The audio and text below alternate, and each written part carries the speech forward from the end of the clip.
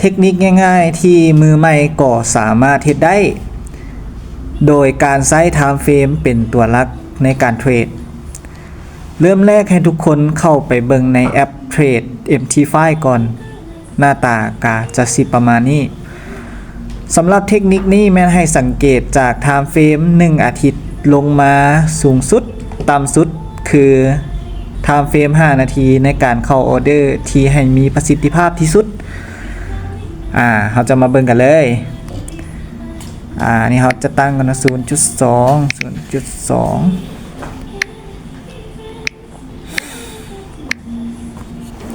ให้เรามาสังเกตเบิ่งที่ Time Frame เราเป็นวงแหวนเราจะเริ่มต้นจาก Time Frame 1 อาทิตย์ก่อนขั้นแรกให้ทุกคนสังเกตเบิ่งแท่งเทียนล่าสุดว่าเป็นสีใดแล้วให้เราจื้อหรือมาร์กไว้แท่งแดงในปัจจุบันนี้2คือลุด Time Frame ลงมาอีกคือเป็น Time Frame Day หรือว่าเป็น Time Frame 1 วันให้สังเกตเบิ่งที่แท่งเทียนล่าสุดว่าเป็นสีใดเขียวและ3แท่งเทียนใน Time Frame 4 ชั่วโมงให้เราหลุดลงมาตามลำดับเลยแท่งเทียนและ4 Time Frame 1 ชั่วโมงพิจารณาเบิ่งแท่งเทียนล่าสุดว่าเป็นสีใดสีแดงเช่นเดียวกัน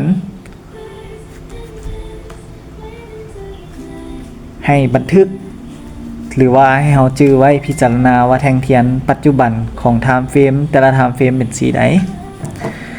และลงลำดับมาอีกคือ Time Frame 5มาเบิ่งแท่งเทียน30 นาทีก็ให้พิจารณาแท่งเทียนล่าสุดเช่นเดียวกันว่าเป็นแท่งเทียนสีใดก็แดงเช่นเดียวกัน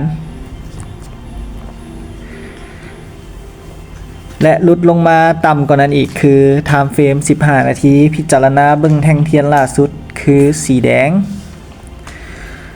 หลังจากที่เราไล่ตามลำดับ Time Frame ใหญ่มาหา Time Frame น้อยพิจารณาเบิ่ง Time Frame ล่าสุดแต่ละ Time Frame จะมี Time Frame ตัวหนึ่งคือ Time Frame 4 ชั่วโมงเนาะที่หักล้างคือเป็นแท่งเทียนสีเขียวส่วนเราพิจารณาเบิ่งทั้งเบิดแล้วให้ทุกคนเข้ามาเบิ่งที่ Time Frame 5 นาทีและสังเกตเบิ่งแท่งเทียนล่าสุดว่าเป็นสีใดแท่งเทียนสีแดงเมื่อเราเห็นเป็นจังซี่ทุก Time Frame เป็นแท่งเทียนที่เป็นสีที่เรามาร์กไว้คือถ้าหากแท่งเทียนเป็นสีเขียวให้เราซื้อสัญญา Order Buy ถ้าเป็นแท่งเทียนสีแดงให้ซื้อสัญญาเซลล์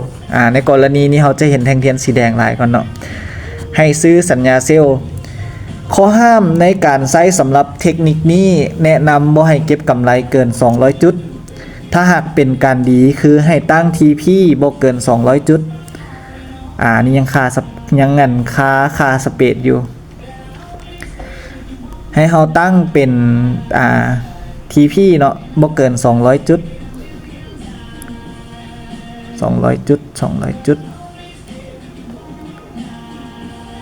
จาก70ลดลงมาก็จะประมาณเหลือ668เนาะเอาประมาณนี้ซะโอเคอันนี้เป็นการงาม modify แล้วเรามาเบิ่งอยู่ที่กำไรมันก็ยังค่าสเปซอยู่น้อยนึง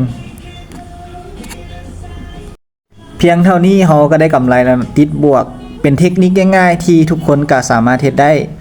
รอท่าให้มันต่ำ TP ก่อนหรือว่าเราคัดล็อตตามกำไรที่เราต้องการก็ได้เช่นเดียวกัน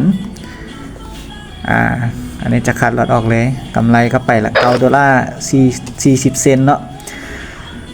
สำหรับผู้ใดที่สนใจเทคนิคการเทรดที่จะเอาชนะตลาดก็สามารถโทรมาลงส่วนตัวกับค่อยได้ค่อยยังมีอีกหลายเทคนิคที่ให้เจ้าเฮียนฮู้เพื่อที่จะเอาชนะตลาด Forex ได้เพียงแต่ทักมา57515500แล้วเจ้าจะพบโอกาสในการหาเงินในตลาดในการเทรดยุค